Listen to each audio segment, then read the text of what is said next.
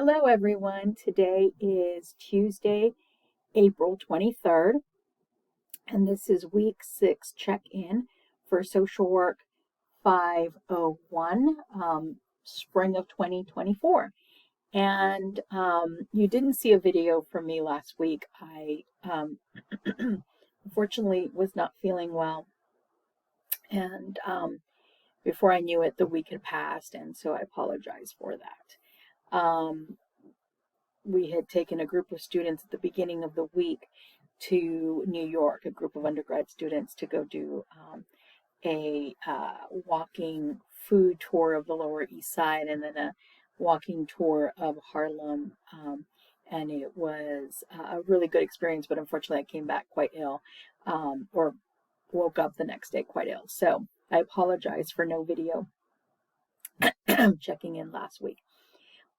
A few things. I have graded your week 5 discussions, your older adult oral video presentation, check in your theoretical perspectives and theoretical application discussions. And I think you all had really good ideas in terms of a social problem and how you would address it as a social work intervention.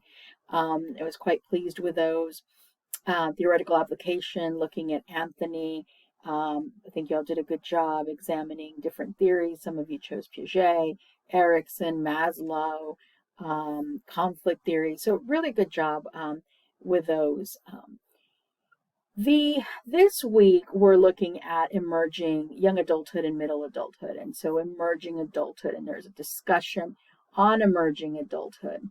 Emerging adulthood is a new sort of concept because we have seen in more recent years that unlike previous generations where at 18 individuals would go off to college or start their own lives, getting married, whatever it may be, and then afterwards they would, go off and live on their own. What we're really actually seeing is that trends have changed, and we're seeing that a lot of young adults after 18 continue living with their parents and or continuously still dependent on their families. And so that's kind of what led to this concept of emerging adulthood. And so after completing the readings for this week and watching the videos, think about, just engage in some sort of reflection on these questions. What kind of variations in emerging adulthood would you predict in your country? Would there be social class differences, gender differences, ethnic differences? Do you agree or disagree that emerging adulthood is likely to become a life stage experience worldwide in the decades to come? What factors are likely to determine whether this turns out to be true? And what is your own experience, your own personal experience with emerging adulthood? Was that true for you? And there is no need to reply or respond to any of your peers in this discussion forum, but you're more than welcome to, of course. Your initial post is due on Thursday by 11:59 p.m. Eastern Standard Time. I want to once again reiterate, I've mentioned this in previous videos, that it's really important to look at the assignment or like the discussion guidelines in terms of do you have to respond or are you required to respond to at least one peer or not? For instance, in week 6 discussion, emerging adulthood, as I just stated, the instructions assignment guidelines state you do not have to respond, but you're encouraged to respond to a peer in your class. But I've noticed that a lot of people don't respond to their peers and lose points in that way. So really important that you look at assignment, at the discussion assignment guidelines. So the other thing that's due at the end of this week is the older adult oral video presentation. So the older adult oral video presentation is, by this point, and I was looking in at everybody's check-ins for week 5, everybody's done their interview. The other thing I do want to say, if you have not uploaded your consent form, please upload it as soon as possible. You will receive a non-passing grade if you do not upload your consent form. When you at least by the time you submit your older adult oral video presentation. So make sure that you have submitted that.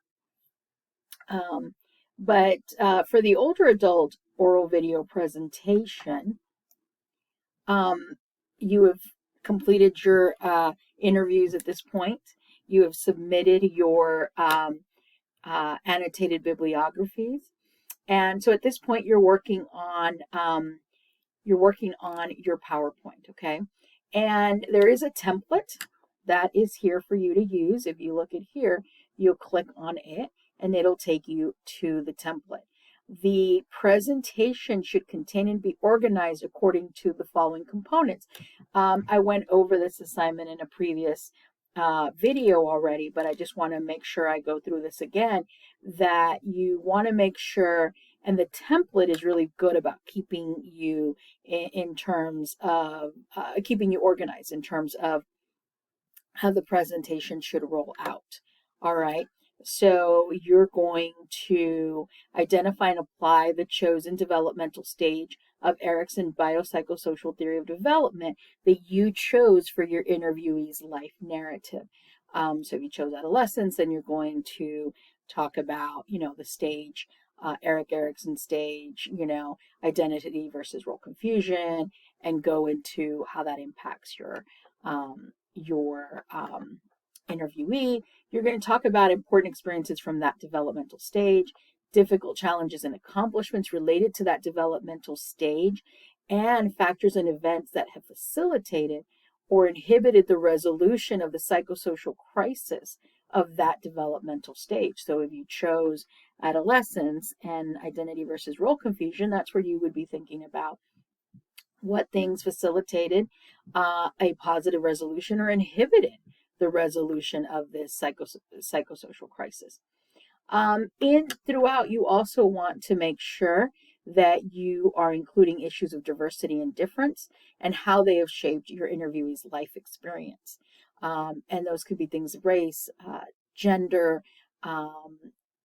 religion, sexual orientation, culture, education, whatever it may be, spirituality, a learning difference, whatever it is that is a difference, or a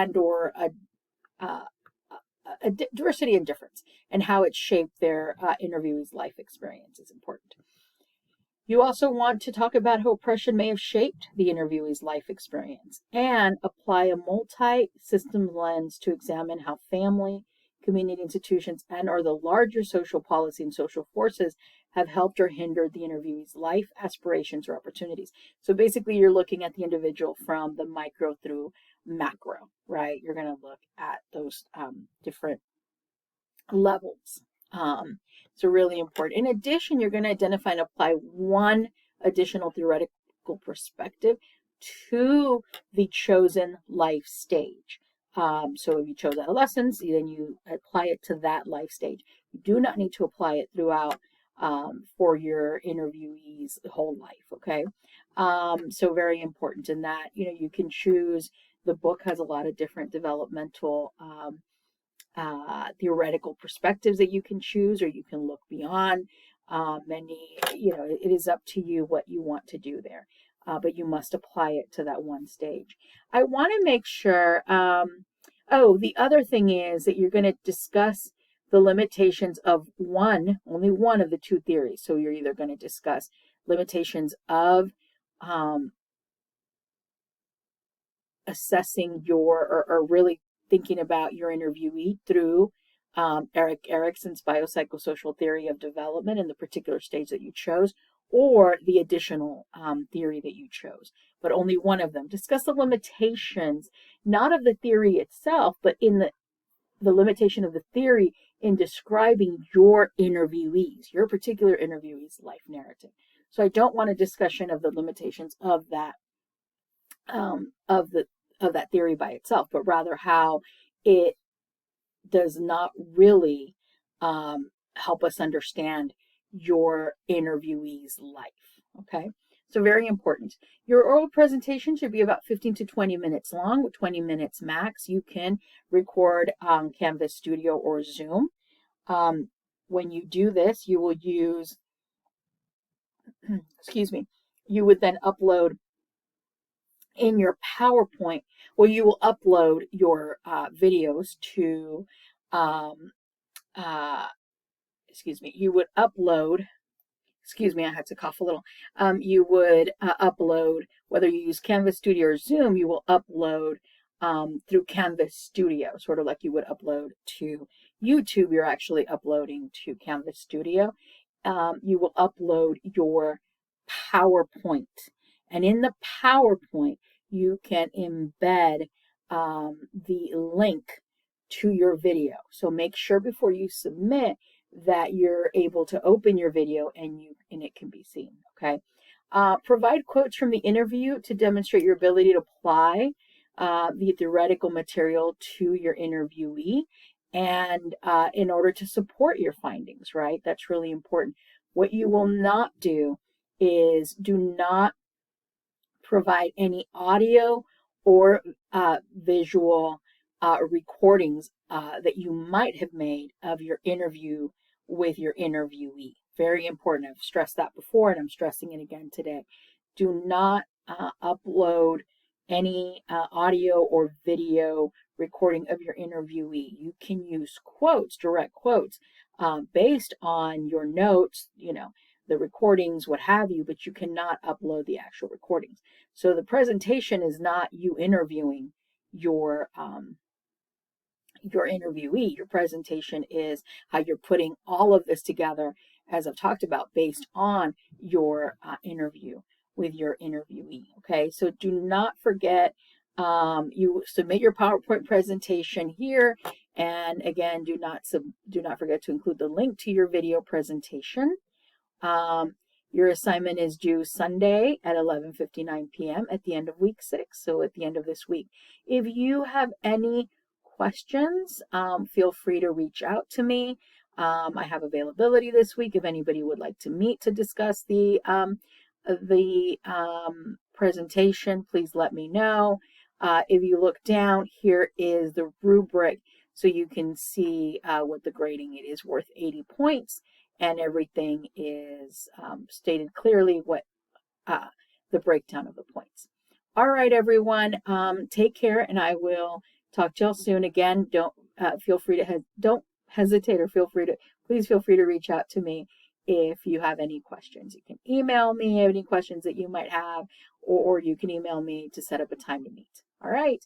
I can meet anytime this week, but not on the weekend. So if you're working on this, I would suggest not waiting until the weekend to begin working on it.